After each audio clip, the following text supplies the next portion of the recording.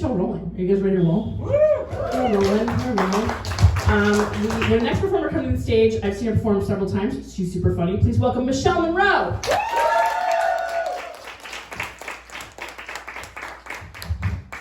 Thanks, everyone. I was recently removed from a group chat from my adult recreational soccer league. I didn't really know it was a thing that people could do, but it happened to me. I love soccer. I moved here a couple months ago and I started doing it to make friends again. I played soccer a lot from the time I was like 4, and I used to pick daisies on the field to the time I was like 15 and I was picking daisies on the field. I did 2 sports growing up. I did soccer and I did swim. And I recently went home and visited my family, and my mom pulled out a box full of stuff. You know how moms do that. And normally it's stuff you don't care about. It's school projects from like 4th grade. And my mom had saved all of my swim ribbons from my whole career of swimming. And it was just a giant box of green and white 5th and 6th place ribbons. There's only 6 lanes.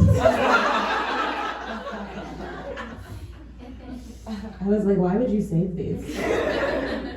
And she goes, I thought maybe you would want to do something with them. Like make like a little mural to my mediocrity. Very millennial, I love that. It's millennial that like it could have been a participation trophy, and I wish it had been that, because then it wouldn't have had my place on it. Like 5 out of 6, 6 out of 6, winner. And I looked at this box full of mediocrity, and I looked at my mom. And I went to the box, and I looked at my mom, and I went, was I good at soccer? And my dad from the side of the house goes, no! And my mom was like, oh my God, Sean, you were a great teammate. So I had that going for me. So I moved out here and I joined a soccer league, and I made a lot of friends and one enemy. No, I played soccer for the whole season, and we were just a band of misfit toys. We were all free agents. No one knew each other. We lost 6-0 at the beginning of the season, and by the end of the season, we lost 1-0. So proud of us. If you know soccer, it's pretty impressive. And at the end of the season, I got the email from the captain letting me know to register for the next season, and I was so excited because I was like, yay, I made friends, and everyone's really welcoming and positive. And then I found out not everybody was invited back. And I was like, it's not Liverpool. What are you doing? And I signed up and registered, and then there was a note from the captain that was like, hey, keep this on the DL. Oh, I don't like that. I was bullied, obviously, as a child. 5th and 6th place. And so I wanted to sort of stand up, because I knew people that he had reached out to individually and said that they were not invited to return the next season. And I was like, ew. And I wanted to text him, I wanted to say something. But I have a lot of anxiety and a lot of depression, which is sort of like being on an upper and a downer at the same time, all the time. And my anxiety brain will be like, what if all these horrible things happen? And my depression side of the brain will be like, none of it matters anyway. And the trick is to not go too far in either direction. And my anxiety brain was like, well, if you text your captain, like horrible things will happen. Like maybe he'll cut you from the team. Maybe all these friends you've made will never talk to you again because you won't be on the team. And then my depression side of the brain was like, it's just soccer. Who cares? So I sent him a text and I said, hey, it makes me feel really uncomfortable that you didn't invite everyone to be back. We can almost never field a full team of 7 people. Like, what if we just opened it up to everyone? And he said, no can do, Monroe. Too many people signed up last time. They can join the free agent team. And I was like, that was just us. We were just that team. And he's like, and you're welcome to join that team if you want. And I sort of walked around all day. I wasn't sure like if that's something I wanted to do, if I was brave enough to do that. And I ended up texting somebody else from the team, and they had similar thoughts. And we were trying to figure out, when you join a soccer team, you get to create your team name. So the team name of the team that was being an asshole was South Bay FC. And you can have a lot of fun with it. My old team was 2 goals, 1 cup. A classic. And so I decided, that's not true, I did not decide anything. I was forcibly removed from the original team. And I found out when I tried to transfer it to my new team, and we named our team, It's Just Soccer. Thank you. Now I'm going to tell you about another time I was rejected. My boyfriend and I broke up because we had very different beliefs.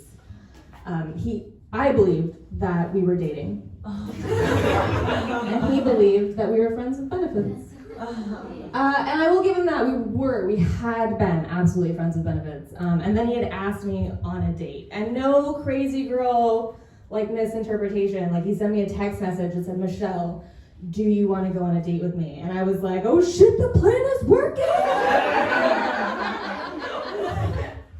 And I texted back something super chill, oh my god, yes, LOL, love that, emoji.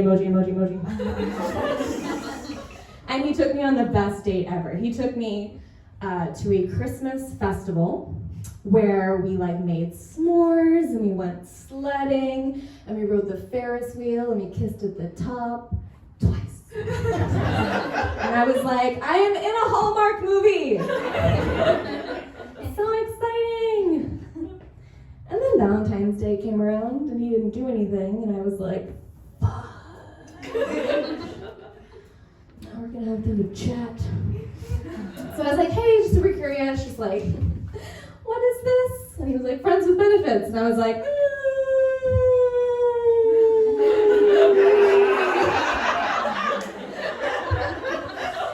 friends don't do that shit. And he said, oh, I can see why you would think that was a date.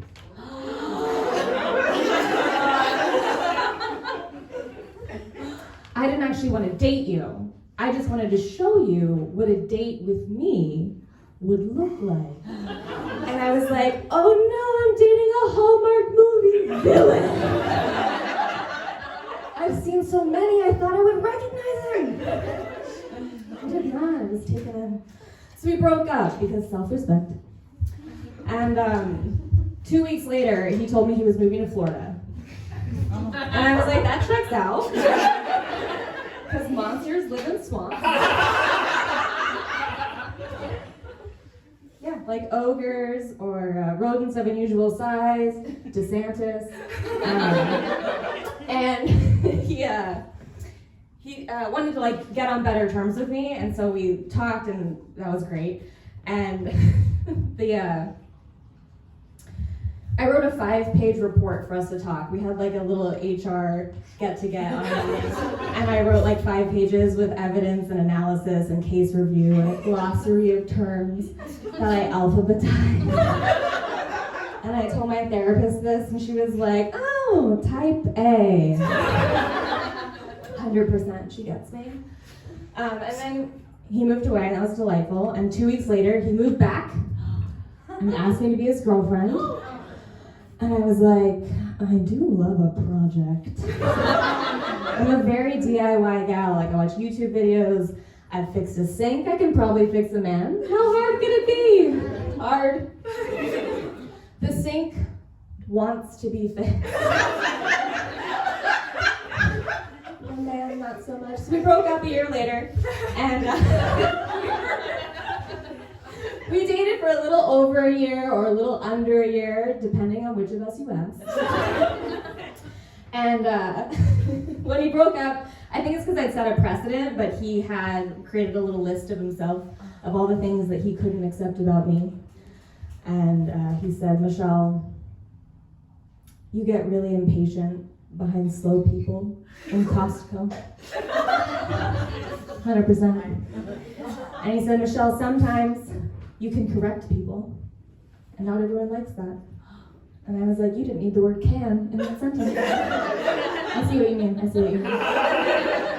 And the last one, he said, sometimes when people ask you if you need anything, you will just say, nope. That's the list. Those are my worst qualities. They are now on my dating profile.